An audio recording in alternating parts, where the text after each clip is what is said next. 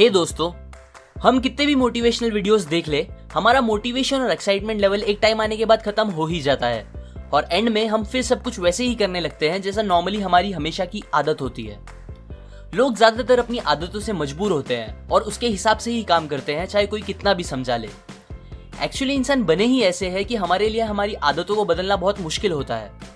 पर ये याद रखें, आपकी सही आदत ही आपकी सक्सेस और फेलियर के बीच का एक सबसे इंपॉर्टेंट फैक्टर बनेगी। सबसे पहले हमें यह पता होना चाहिए कि कौन सी हैबिट्स हमें अपने अंदर डेवलप या चेंज करनी चाहिए। आज मैं आपको 7 ऐसी हैबिट्स बताऊंगा जो आपको इफेक्टिव बनाएगी। So let's begin. Habit number 1, be proactive. एक रेस्टोरेंट में एक औरत के ऊपर कॉकरोच आके बैठ जाता है। वो एकदम डर जाती है, पैनिक होकर चिल्लाने लगती है और उछल उछल के अपने दोनों हाथों से उसे दूर फेंक देने की कोशिश करती है। इतने में उस औरत के हाथ लगने से कॉकरोच उड़कर एक दूसरी औरत पर आकर गिर जाता है और फिर वो भी पैनिक होकर सेम पहली वाली औरत जैसा बिहेव करने लगती है। ये देखकर पास में खड़ा एक वेटर उनकी मदद करने जाता है। इधर उधर फेंकने में कॉकरोच अब वेटर के ऊपर आके बैठ जाता है, बट वेटर चिल्लाने और पैनिक होने के बजाय सीधा खड़ा होता है। कॉकरोच के अपने शर्ट पर चलने को अच्छे से ऑब्जर्व करता है और जब उसे कॉन्फिडेंट फील होता है तब फौरन वो कॉकरोच को अपनी उंगली से पकड़ लेता है और रेस्टोरेंट के बाहर फेंक देता है। ये स्टोरी को हम ऑथर के प्रोएक्टिव और रिएक्टिव के कॉन्सेप्ट से रिलेट कर सकते हैं।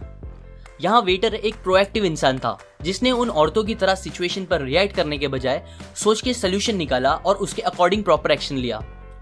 रिएक्टिव और प्रोएक्टिव होने में बहुत डिफरेंस है।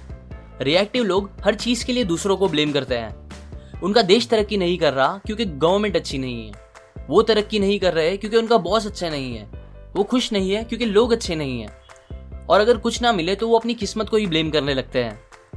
उन्हें लगता है चीजें कंट्रोल करना उनके हाथ में नहीं है, सब हालात और किस्मत का खेल है। सारी प्रॉब्लम्स बाहर से आ रही है, पर एक्चुअली में उनकी ये सोच ही सबसे बड़ी मेन प्रॉब्लम है।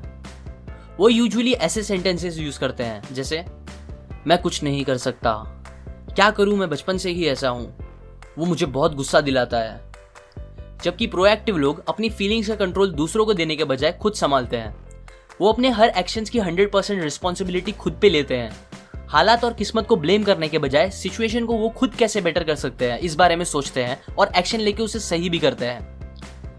आप हमेशा उन चीजों पर फोकस करो जो आप चेंज कर सकते हो, ना कि उन चीजों पर जो आप चेंज नहीं कर सकते। Habit number 2, begin with the end in mind. ये हैबिट मेरे how to be powerful video में बताए एक लॉ से सिमिलर है, जिसमें मैंने हमेशा एंड गोल को याद रखकर स्टेप्स लेने कहा था।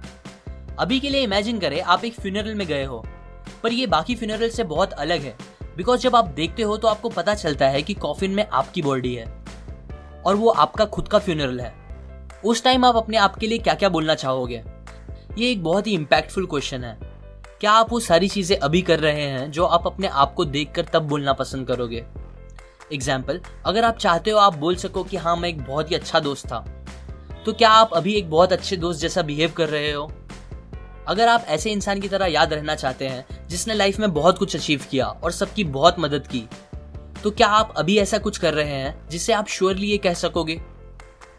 मैं चाहता हूं आप अपने आप से पूछो कि ऐसी क्या क्या चीजें हैं जो आपको मरने से पहले कैसे भी अचीव करनी ही है, बोथ पर्सनली और प्रोफेशनली, और फिर जितना जल्दी हो सके उसके लिए काम करना स्टार्ट कर दें। Habit number 3, put first things first. हमें जो काम सबसे जरूरी है वो काम सबसे पहले करना चाहिए। अब ये आदत बोलने को बहुत सिंपल है, पर सबसे मुश्किल भी यही है। कुछ साल पहले की बात है, मैं अपने दोस्त के साथ एक दिन कॉलेज से घर जा रहा था। बातों बातों में उसने मुझे बताया कि आजकल वो बहुत बिजी है और उसे जिम जाने का भी टाइम नहीं मिल रहा, जबकि उसे बॉडी बनाने का बहुत ज्यादा शौक था। थोड़े टाइम बाद रास्ते में हमने देखा एक जगह भीड़ जमा हुई थी। वहां कुछ आदमी लड़ रहे थे। मेरा दोस्त वहां रुक गया और मुझे भी साथ रुका लिया। फिर हमने वहां रुक के पूरी लड़ाई एंजॉय की। सब खत्म होने के बाद मैंने उससे कहा, ये सब देखने से अच्छा घर जल्दी जाके तू जिम चला जाता। उसने हंस के कहा, छोड़ना यार, जाने दे। हाँ, मुझे पता है जितनी देर हम वहां खड़े थे उतने टाइम में शायद पूरी जिम नहीं हो जाती, पर यह भी सच है कि मोस्टली हमें जितना लगता है हम उतने बिजी होते नहीं। ऐसा कितनी बार होता है कि हम डिस्ट्रैक्ट होकर अपने फेसबुक फीड्स बेवजह स्क्रॉल करने लगते हैं, यूट्यूब पर वीडियोस या टीवी देख के टाइम पास करने लगते हैं, और कुछ नहीं तो बस बेवजह की बातें सोचने लगते हैं, जबकि हमें कुछ बहुत इंपॉर्टेंट काम खत्म करने बाकी होते हैं। ये सबसे कॉमन आदतों में से एक है जो हमारा बहुत सा इंपॉर्टेंट टाइम वेस्ट करती है और हमें कभी एक एवरेज इंसान से ऊपर बढ़ने नहीं देती। सो अगर आपको कुछ करना है लाइफ में, तो हर रोज वो काम सबसे पहले खत्म करो जो आपको आपके गोल्स तक पहुंचने में हेल्प करेगा। उसके बाद बचे दूसरे कामों को प्रायोरिटीज दो। Habit number 4, think win win. मान लो मेरा और आपका एक यूट्यूब पे प्रैंक चैनल है और दोनों के पास 1000 सब्सक्राइबर्स है। अब मुझे आपके चैनल के बारे में किसी से पता चलता है और मैं आपके वीडियोस देखता हूँ। मुझे आपके वीडियोस बहुत पसंद आते हैं, सो मैं आपको मेरे चैनल पर इनवाइट करता हूँ और अपने व्यूअर्स को आपके चैनल के लिए रिकमेंड करता हूँ, जिससे मेरे सब्सक्राइबर्स आपके चैनल के भी सब्सक्राइबर्स बन जाते हैं।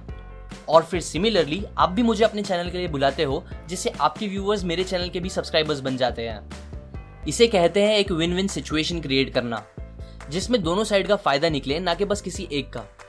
अच्छा, अगर मैं ये सब करने के बजाय आपसे जेलस होके, क्योंकि आप मेरे कॉम्पिटिटर हो, एक फेक आईडी बनाता, आपके सारे वीडियोस डिसलाइक करता और बुरे बुरे कमेंट्स डालता, ये सोच के कि इससे आपका कुछ नुकसान होगा और इनडायरेक्टली मेरा फायदा होगा, तो क्या आपको लगता है मेरा सच में कुछ फायदा होता? ऑब्वियसली ऐसा नहीं होता, बिकॉज मैं यहाँ एक विन लूज सिचुएशन क्रिएट करने का ट्राई कर रहा होता, जिससे हार्डली कभी कुछ लॉन्ग टर्म के लिए अच्छा हो सकता है। एक्चुअली हमारी मेंटालिटी ही कुछ ऐसी बनी है दैट हमें लगता है हमारे जीतने के लिए किसी और का हारना जरूरी है, या फिर अगर उसे मिल गया तो मुझे नहीं मिलेगा, जिसे स्कैरसिटी मेंटालिटी कहते हैं। हमें ये मेंटालिटी दिमाग से निकाल के ऐसा सोचना चाहिए कि हर इंसान के लिए बहुत कुछ है यहाँ, जो कि अबंडेंस मेंटालिटी होती है। सो अब से कोई भी सिचुएशन में किसी से भी डील करते वक्त एक विन विन सिचुएशन क्रिएट करने की ही कोशिश करो, जिससे सबका फायदा हो। Habit number 5, seek first to understand then to be understood. समझो एक दिन आप चश्मे वाले के पास जाते हो और उसको बताते हो कि 2 दिन से आपको बराबर दिख रहा नहीं है।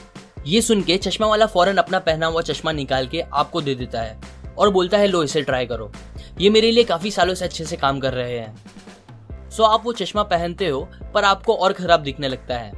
अब ऐसा होने के बाद कितने चांसेस है कि आप उस चश्मे वाले के पास वापस जाओगे? शायद ही कभी। पर एक्चुअली में हम भी थोड़े बहुत इस चश्मे वाले जैसे ही हैं। जब हम लोगों से बात करते हैं तब उनके प्रॉब्लम्स को डायग्नोस या अच्छे से समझने से पहले ही उन्हें सोल्यूशन देना या लड़ना स्टार्ट कर देते हैं। हम ये इजीली बोल देते हैं कि कोई हमारी फीलिंग्स नहीं समझता, पर खुद भी रेयरली कभी सामने वाले की फीलिंग्स को समझने की कोशिश करते हैं। सोचते भी है तो इस बात को कि सामने वाले ने क्या कहा और वो ऐसा कैसे कह सकता है, जबकि मेन क्वेश्चन ये होना चाहिए कि उसने ऐसा क्यों कहा और उसकी फीलिंग्स क्या थी वो बोलते टाइम। सो नेक्स्ट टाइम जब आप किसी से बात करें तो उनकी बात बस रिप्लाई देने के इंटेंट से ना सुने, बल्कि उन्हें समझने की कोशिश करें। और सबसे इंपॉर्टेंट, सामने वाले को ऐसा फील होने दे कि आप सच में समझते हो उनकी फीलिंग्स। जब आप ऐसा जेन्युइनली करना स्टार्ट कर दोगे तो लोग आपको भी समझना स्टार्ट कर देंगे। Habit number 6, synergy. अगर आप 2 प्लांट्स को साथ में लगाते हो तो उनकी जड़ साथ में मिलकर मिट्टी की क्वालिटी बढ़ाती है, जिससे दोनों प्लांट की ग्रोथ बेटर होती है उन 2 प्लांट्स के कंपेयर में जो कि अलग अलग जगह लगाए गए हो। सिनर्जी की हैबिट हमें हमेशा मिलके एज अ टीम काम करने के लिए एनकरेज करती है। एग्जाम्पल, 2 आदमी एक पेड़ से कुछ सेब तोड़ने की कोशिश कर रहे थे, पर काफी ट्राई करने के बाद भी दोनों उन तक पहुंच नहीं पा रहे थे क्योंकि सेब थोड़े ऊपर थे। फिर दोनों ने सोच के डिसाइड किया कि एक आदमी दूसरे के कंधे पर चढ़कर सारे सेब तोड़ लेगा, और उन्होंने ऐसा करके सारे सेब तोड़ लिए। इस एग्जाम्पल की तरह जब हम लोगों के साथ सिनर्जाइज करते हैं तब हम हमारी कैपेबिलिटीज को डबल, ट्रिपल और जितना चाहे उतना बढ़ा सकते हैं, जिससे हमें हमारे गोल्स को पूरा करने में काफी आसानी हो जाएगी। Habit number 7, sharpen the saw. एक आदमी बहुत देर से एक पेड़ को काटने की कोशिश कर रहा था। वो एकदम थक चुका था पर उसे पेड़ कट ही नहीं रहा था। पास ही एक लकड़हारे ने ये देखा तो वो उसके पास गया और उसे सलाह दी कि उसे पहले अपनी आरी तेज कर लेना चाहिए। ये बात सुनकर वो आदमी ने उसे कहा, पर ये करने में तो टाइम जाएगा। अभी शायद आपको ये जवाब स्टूपिड लगे, पर हम भी यूजुअली ऐसा ही करते हैं। हम एक्सरसाइज के लिए दिन के 30 मिनट नहीं निकाल सकते ताकि हमारी हेल्थ अच्छी रहे, 15 मिनट कोई बुक नहीं पढ़ सकते ताकि हमारी नॉलेज बढ़े, और फिर हम कंप्लेन भी करते हैं कि हमारी जिंदगी अच्छी क्यों नहीं है। हैबिट नंबर 7 अपने आप को हमेशा बेहतर बनाने पर फोकस करती है। अपने टाइम का सबसे अच्छा यूज हमें खुद को इस 4 एरिया में बेहतर बनाने के लिए करना चाहिए: फिजिकल, मेंटल, सोशल और स्पिरिचुअल। ये हैबिट बाकी 6 हैबिट को सराउंड करती है और हमें उन सबको फॉलो करना पॉसिबल कराती है, हमारे सबसे कीमती एसेट को बेहतर बना के, जो कि हम खुद हैं। ये कॉन्सेप्ट्स मैंने again one of my favourite book 7 habits of highly effective people में से बताई है। लाइक करें अगर आपको ये हैबिट्स अच्छे लगे, अपने व्यूज कमेंट करें, शेयर करें ताकि सब ये नॉलेज का फायदा उठा सके, एंड सब्सक्राइब करें। मैं और ऐसे हैबिट्स आपके साथ शेयर करूंगा। और फाइनली, थैंक्स फॉर वॉचिंग।